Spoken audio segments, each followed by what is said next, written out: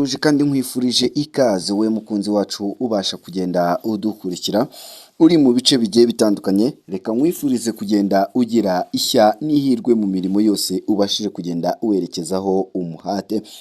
Ni inkuru navuga ko yemwe zikomeje kugenda zicicikana, dore ko ubu ibintu bikomeje kugenda byibazwaho hirya no hino, dore ko ubona ko abantu benshi bagenda bavuga bati ni intezi yateye abantu.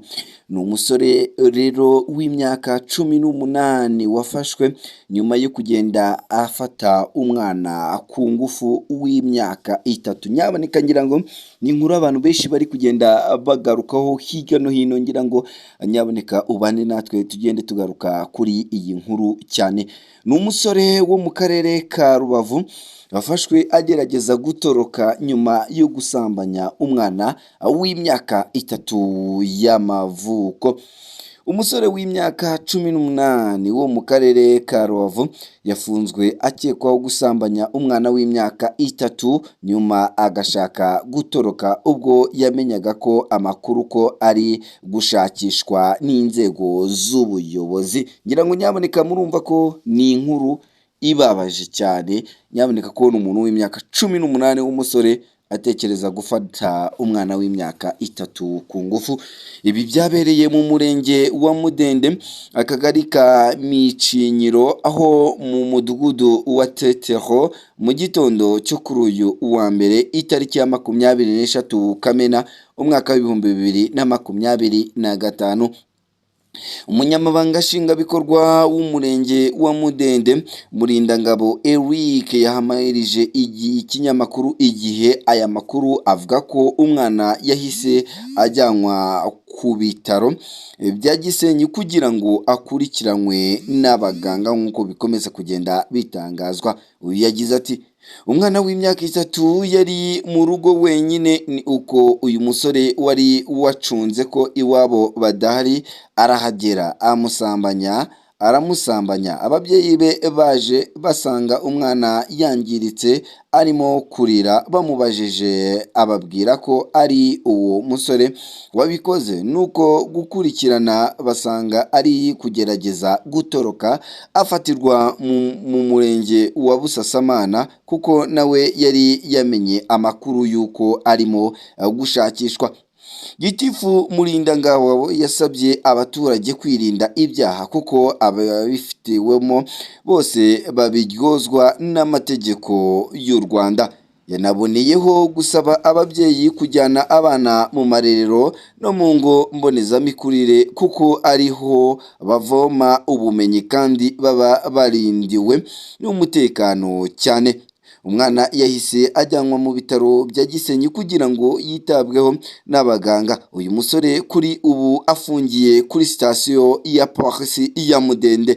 Ingingo ya 4 y'itegeko rigenga ibyaha n'ibihano muri rusange igena ko umuntu wese ushyira igitsina mu gitsina cy'umwana mu kibuno cyangwa se mu kanwa aba akoze icyaha. Igaragaza ko iyo umuntu mukuru asambanyije umwana uri munsi y'imyaka 14, igihano kiba igifungo cya burundu kidashobora kugabanywa kubera impamvu y'inyoroshya cyaha. Ngira ngo uyu musore naramuka ahamijwe iki cyaha, ngira ngo murumva yuko azaba agiye guhita akanirwa urumukwiriye. Navuga ni inkuru ibabaje cyane kandi ni inkuru nyaboneka ku musore nk'uyu nguyu biba bidakwiye. Ni mu gihe kandi mu karere ka Nyabihu umukobwa w'imyaka 29 yasanzwe yapfuye aziritswe igitambaro mu maso. Nyirazaninka Olive w'imyaka 29 wo mu karere ka Nyabihu yasanzwe centre yahitwa muri Rusisiro rwa 9 yapfuye aziritse igitambaro mu maso. Ibi byabereye mu murenge wa Bigogwe, akagari ka Busamba, ho mu mudugudu wa Ngando mu ijoro rishyira kuri uyu wa mbere itariki ya 23 Kamena umwaka w'ibihumbi 2024. Amakuru agera ku kinyamakuru Igihe ni uko Nyirazaninka yakomokaga mu mudugudu wa Kageri, akagari ka Bukinanyana ho mu murenge wa Jenda, ndetse abarwinzi b'iyi santere aribo basanzwe yishwe aziritse igitambaro mu maso.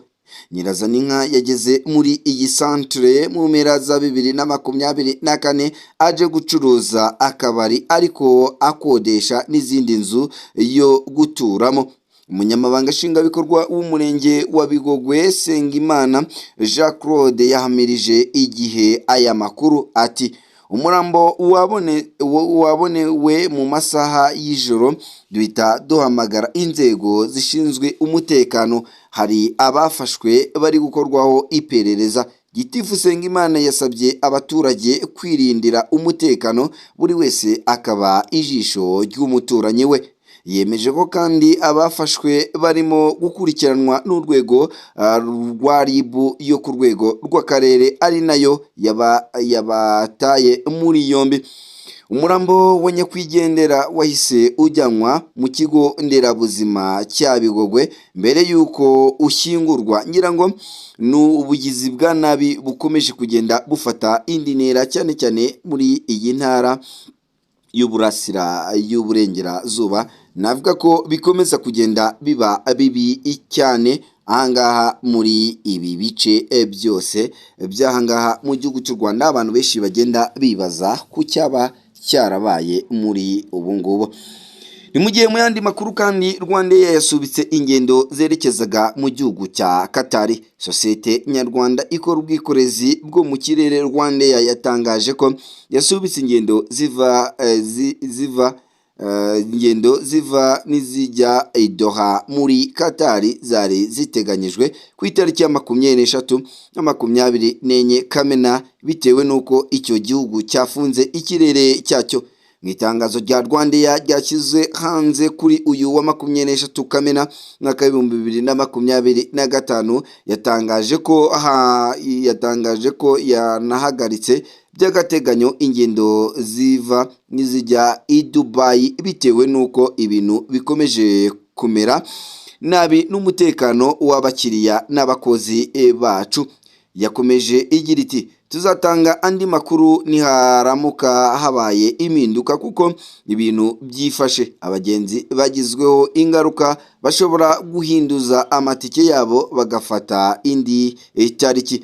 RwandAir isubitse ingendo zerekeza muri Qatar, mu gihe na sosiyete y'indege yo muri icyo gihugu ya Qatar Airways yatangaje ko yasubitse ingendo zayo zose kugeza icyo gihugu cyongeye gufungura ikirere.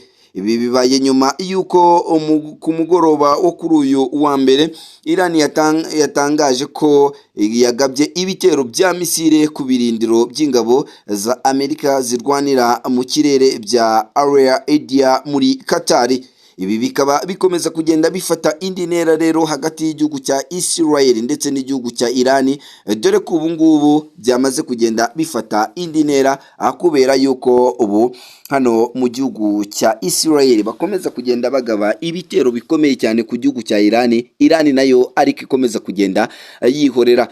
Ngira ngo ingaruka zikaba zatangiye kugenda ziba ku bihugu bimwe na bimwe bitewe n'iyi ntambara ya Israel ndetse n'igihugu cya Iran ikomeje kugenda ivuga hirya no hino hano ku isi muri rusange. Abantu benshi bakomeza kugenda bibaza ku by'iyi intambara ikomeza kuba igenda iba umunsi ku wundi hano kuri iyi si ya rurema.